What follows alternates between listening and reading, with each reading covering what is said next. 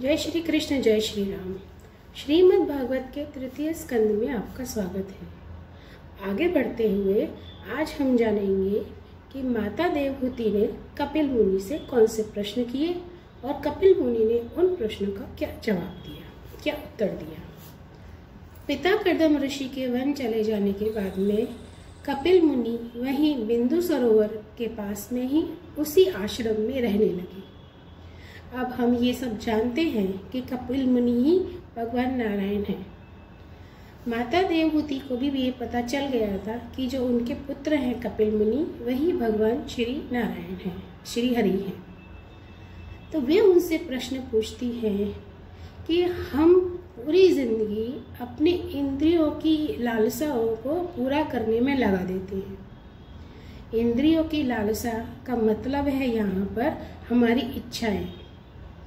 हमारी जो 5 इंद्रियां हैं, आँख, नाक, कान, मुंह और त्वचा, तो इन्हीं की इच्छाओं को हम पूरा करने में पूरी जिंदगी निकाल देते हैं। जैसे कि आँख ने कुछ देखा, अच्छा लग गया, हमने वो ले लिया। कहीं पर कुछ अच्छी खुशबू आई तो हम सोचते हैं कि क्या खुशबू है, तो हम उस खुशबू को ढूंढने की कोशिश करते हैं। जैसे समझिए कि आप कहीं से जा रहे हैं, आपको कोई चीज़ अच्छी लग गई, आपने खरीद ली। आपकी आंखों ने देखा ना, तो आंखों को अच्छी लगी, आपने खरीद ली। खरीदने के लिए पैसे चाहिए, पैसे कमाने के लिए फिर हमें काम करना है। तो पूरी जिंदगी हम अपनी इंद्रियों को ही तृप्त करने में लगे रहते हैं और इन सभी इंद्रियों को चलाने वाला हमारा मन है। बुद्धि भी चलाती है, लेकिन ज़्यादातर हम अपने मन की सुनते हैं, बुद्धि की हम लोग कम सुनते हैं। माता देवहूति ने कपिल मुनि से यही पूछा था कि इस जगत की मोह माया से अगर हमें दूर होना हो, इस चक्र से अगर हमें निकलना हो, तो हमें क्या करना चाहिए। तब कपिल मुनि उन्हें कहते हैं कि यह मेरा निश्चय है कि अध्यात्म योग ही मनुष्य के अत्यंतिक कल्याण का मुख्य साधन है, जहाँ दुख और सुख की सर्वदा निवृत्ति हो जाती है। वे कहते हैं कि अध्यात्म मार्ग पर ही आपको चलना है। एक बार अगर आप अध्यात्म मार्ग पर चलने लग गए तो आपकी सारी इच्छाएं वहीं पर रुक जाएंगी या पूरी हो जाएंगी। इसका मतलब ये कहना चाहते हैं भगवान कि जिस समय आपके मन में यह मेरा है या मेरेपन का अगर आपको जब तक एहसास होता है, तब तक आप अध्यात्म की दृष्टि नहीं पा सकते हैं, आप अध्यात्म के योग पर नहीं चल सकते हैं, उस रास्ते नहीं चल सकते हैं। यहाँ भगवान कहते हैं कि आपको सारी मोह माया को त्याग करके भगवान की भक्ति में लग जाना चाहिए। यहाँ कहते हैं भगवान कि अध्यात्म की तरफ मुड़ना कोई आसान बात तो नहीं है, लेकिन एक बार निश्चय करने पर आप उस तरफ चल तो सकते हैं, 1-2 कदम बढ़ा तो सकते हैं। यहाँ भगवान कहते हैं कि श्री हरि के प्रति की हुई भक्ति के समान और कोई मंगलमय मार्ग नहीं है। विवेकी जन संग या आसक्ति को ही आत्मा का अच्छेद्य बंध मानते हैं, किंतु वही संग या आसक्ति जब संतों महापुरुषों के प्रति हो जाती है तो मोक्ष का खुला द्वार बन जाती है। यहाँ कपिल मुनि कहते हैं कि हमें अपने मन को अपने वश में करना है। अगर मन वश में हो गया तो सारी इंद्रियां वश में हो गई, और इंद्रियां वश में हो गई तो हम अध्यात्म मार्ग पर, भक्ति के मार्ग पर आसानी से चल सकते हैं।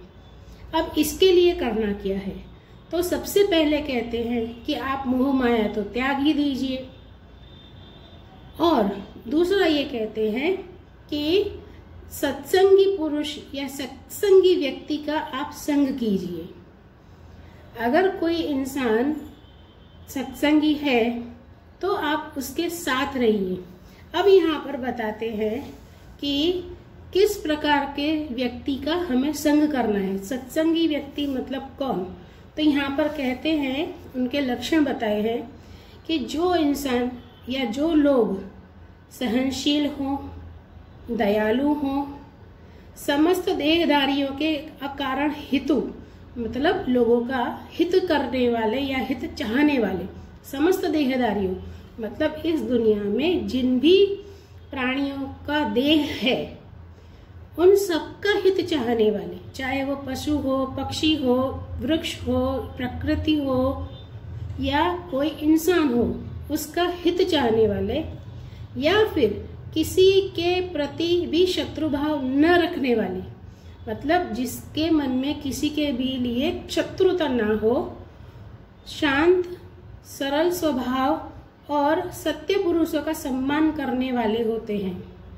मैं एक बार फिर से बताती हूँ कि जो लोग सहनशील हो, पहला, दयालु दूसरा, समस्त देहधारियों के अकारण हितु मतलब लोगों का हित कर चाहने वाले तीसरा लक्षण, किसी के भी प्रति शत्रु भाव ना हो चौथा लक्षण, शांत स्वभाव की हो पांचवा लक्षण, सरल स्वभाव हो छठा लक्षण और सत्पुरुषों का सम्मान करने वाले हों सातवां लक्षण।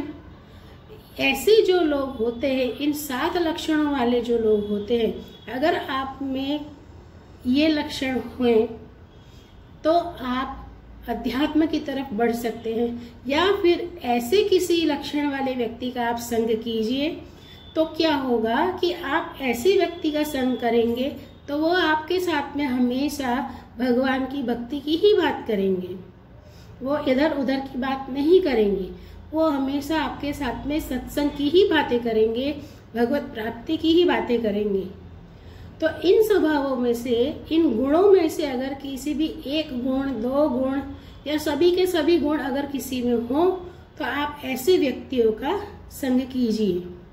वे कहते हैं सहनशील व्यक्ति जो सब कुछ सहन करे, खुद का अपमान भी सहन कर ले, उसे सहनशील व्यक्ति कहते हैं।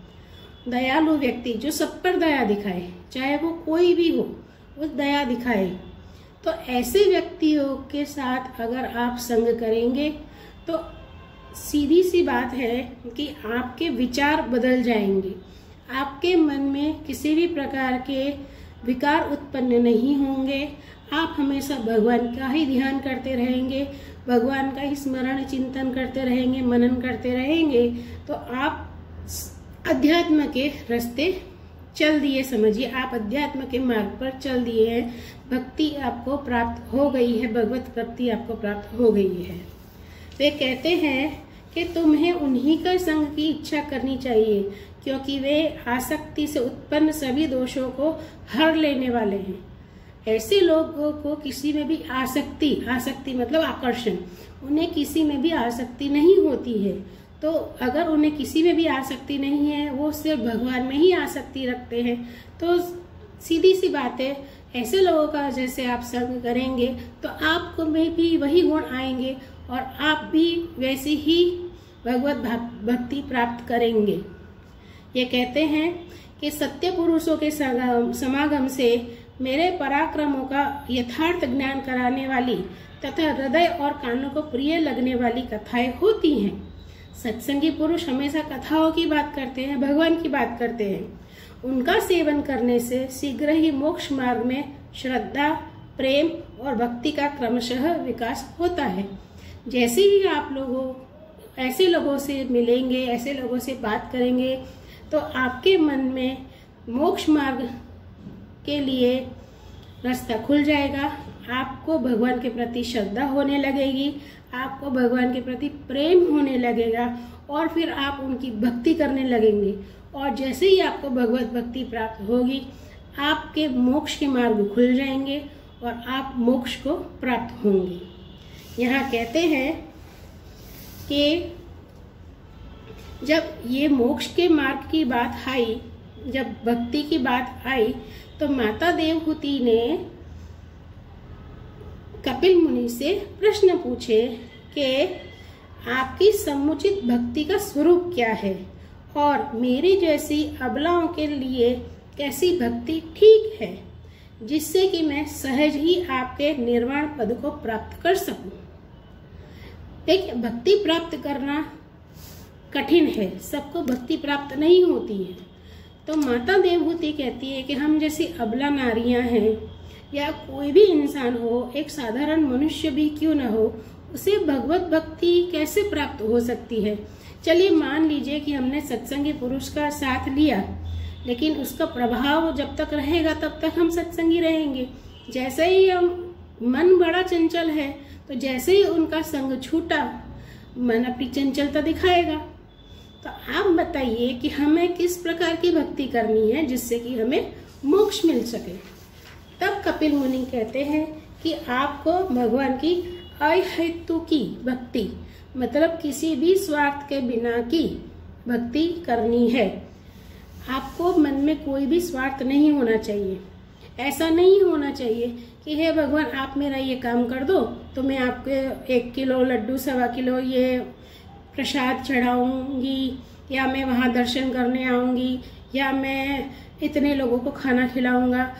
मतलब कोई भी प्रकार की कंडीशंस नहीं होनी चाहिए आपकी भक्ति में। जो भी भगवान आपको देते हैं वो आपको सहर्ष स्वीकार करना होगा। इसी को निस्वार्थ भाव की भक्ति कहते हैं। अगर भगवान ने दुख दिया है तो वो कुछ सोच समझ के दिया होगा। अगर भगवान सुख दे रहे हैं तो भी वो आपके अनुरूप ही आपको सुख मिलेगा। ना अति से ज्यादा मिलता है किसी को, ना किसी को अपनी किस्मत से कम मिलता है। भगवान हर किसी को उसको उतना ही सुख या दुख देते हैं जितना कि वो लायक होता है। लेकिन अगर आपको भगवत भक्ति प्राप्त करनी है तो आपको निस्वार्थ भाव से भगवान की भक्ति करनी होगी। कोई भी भक्ति में शर्तें नहीं होती हैं।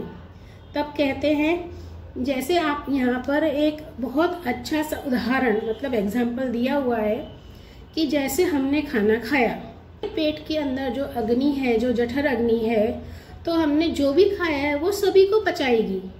चाहे हमने अगर रोटी खाई हो या चावल खाए हो या फल खाए हो या कुछ भी खाया हो, वो ये नहीं देखती है कि इसने ये चीज खाई है तो मुझे नहीं पचानी है, या वो चीज खाई है तो मुझे पचानी है। अगर इंसान ने जो कुछ भी खाया है वो उसे पचाएगी ही। तो कहते हैं कि जिस प्रकार से हमारे पेट के अंदर की जो अग्नि है वो हमारा खाया हुआ अन्न पचा देती है, उसी प्रकार से कर्म संस्कारों को, भंडार रूप लिंग शरीर को तत्काल भस्म कर देती है। जिस प्रकार जठर अग्नि हमारे पेट में पहुंची हुई हर एक चीज को पचा देती है, उसी प्रकार भगवान की ओर की हुई भक्ति जो निस्वार्थ भाव से की हुई है, तो हमारे इस शरीर के द्वारा किए हुए कर्मों से हमको मुक्त करवाती है, और भक्ति से ही हमें वैकुंठ प्राप्त होता है। भगवान यहाँ पर कहते हैं कि जैसे ही अविद्या की निवृत्ति होती है, जैसे जैसे हम लोग भगवान के भक्ति मार्ग पर चलते हैं तो हमारी अज्ञानता दूर होती है, ज्ञान का प्रकाश हमें मिलता है। तो स्वयं ही प्राप्त होने वाली अष्ट सिद्धियां या वैकुंठ लोक के भगवतीय ऐश्वर्य की भी इच्छा नहीं रहती है। हम ये नहीं चाहते हैं, फिर एक बार भक्ति प्राप्त हो जाती है तो हम यही चाहते हैं कि हे प्रभु बस हम आपकी भक्ति में लीन रहें। तो फिर क्या होगा कि वैकुंठ धाम हम अपने आप स्वतः ही पहुंच जाएंगे। ये शरीर का मोह रहेगा नहीं, और हमारी आत्मा सीधे श्री हरि के चरणों में, हमारी आत्मा सीधे श्री हरि के चरणों में ही समा जाएगी।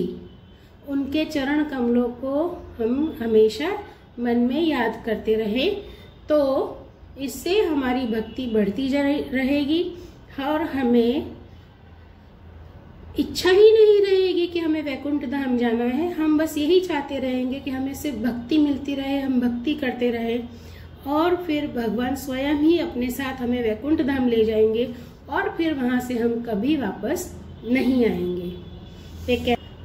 यहाँ पर भगवान श्री हरि कहते हैं कि मैं साक्षात भगवान हूँ और आपको मेरी भक्ति करनी है। आज की वीडियो आपको कैसी लगी कृपया कमेंट करके जरूर बताइएगा। धन्यवाद।